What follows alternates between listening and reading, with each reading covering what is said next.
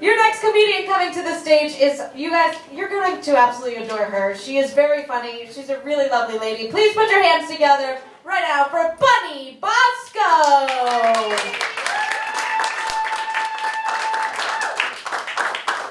Awesome jacket. Thank you. Oh, I'm blind. I can't see anything. Ladies and gentlemen, good evening. My real job is in dentistry. I have more years in dentistry than the dentist I've worked for. But I have a lot of stories. When things are happening, it's not funny at that time, but when you think about it after all these years, it is funny. So I have a few stories. So years ago, it was my first job, and in those years, everybody wore white, they had a little white thing on their head, and so on. And it was the first patient that I was in the room with, and he was a big guy that came in. He sat down in the chair. The doctor took the needle out, to numb his jaw. Well, just the sight of the needle, this patient just passed out. Wow. And the doctor said to me, Bunny, please go in the back and get the oxygen. I said, oh, this is my big moment. Went in the back, got the oxygen, stood in back of the patient holding the mask, and the doctor was administering the oxygen. And I'm looking at the patient. I says, doctor, the patient is turning blue. He says, Bunny, do you know why the patient is turning blue? I said, no. Release his nostrils.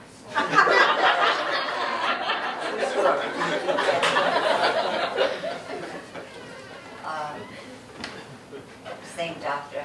I had hurt my back, but I didn't say anything to him. But the only way that I felt good was like to stretch, to hang on the door, and while I was working. And I had some x-rays to do.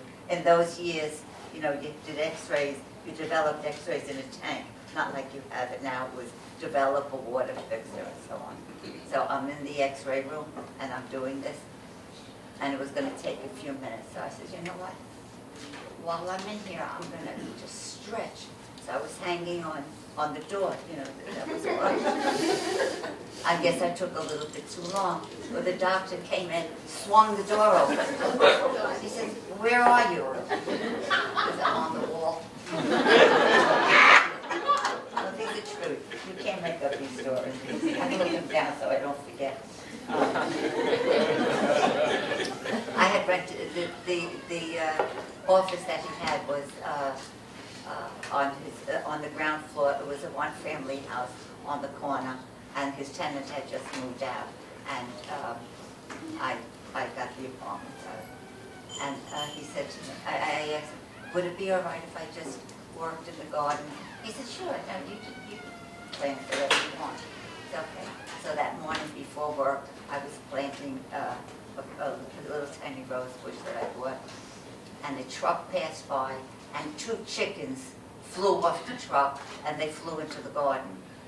There was a years ago, there was a slaughterhouse a few blocks away, and it was almost 9 o'clock, and I couldn't leave the chickens out there, so I took the chickens, and I put them in the basement, and I didn't say anything to the doctor, and the patient came in, and we were working, and he gave the patient an injection, and it was quiet, and we hear, I just didn't even look up, I didn't say a word. So the doctor, I know, he was looking at the patient, and then it was quiet. He gave the patient the injection, and then we heard louder. He said to me, can I just see you inside for a minute?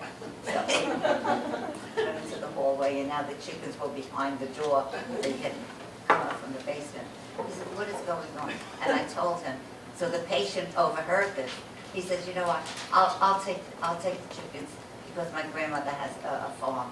So when the patient left, he had a chicken under each arm.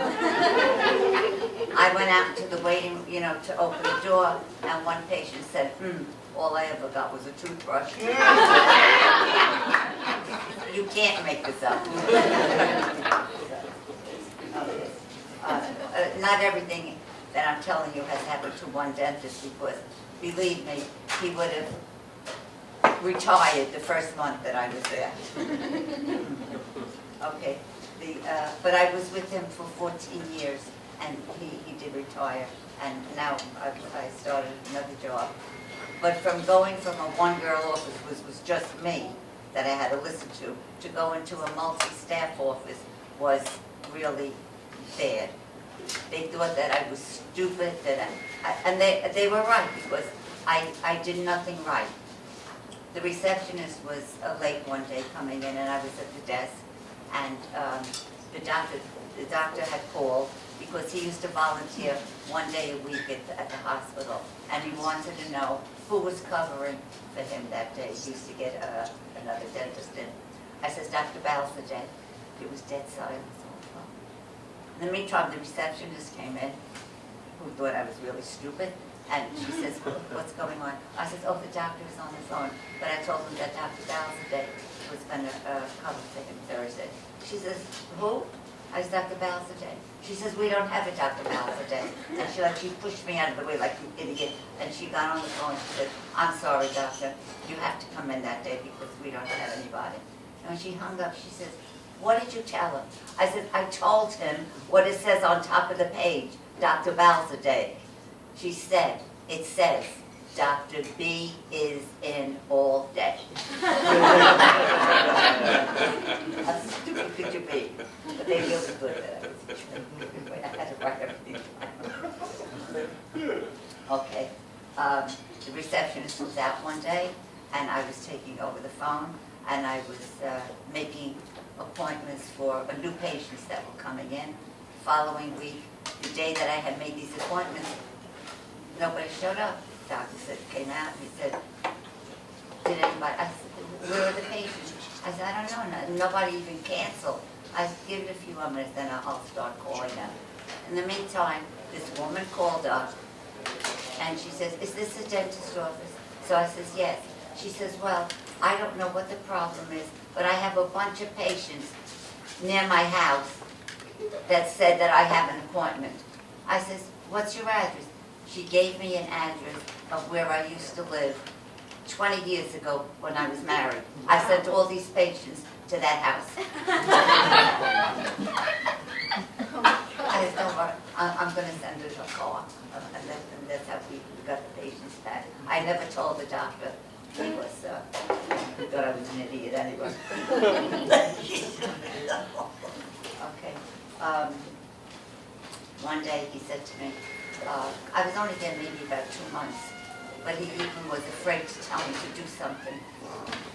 He says, are you going to lunch now? I says, yes. He says, could you do me a favor? Could you just make this quick deposit? We had the bank on the corner. I said, of course. So I go out to lunch.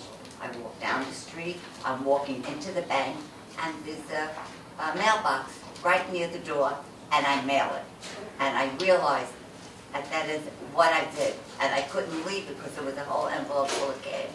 So I put my arm into the, and you can't make this up. I put my arm into the mailbox and I got stuck.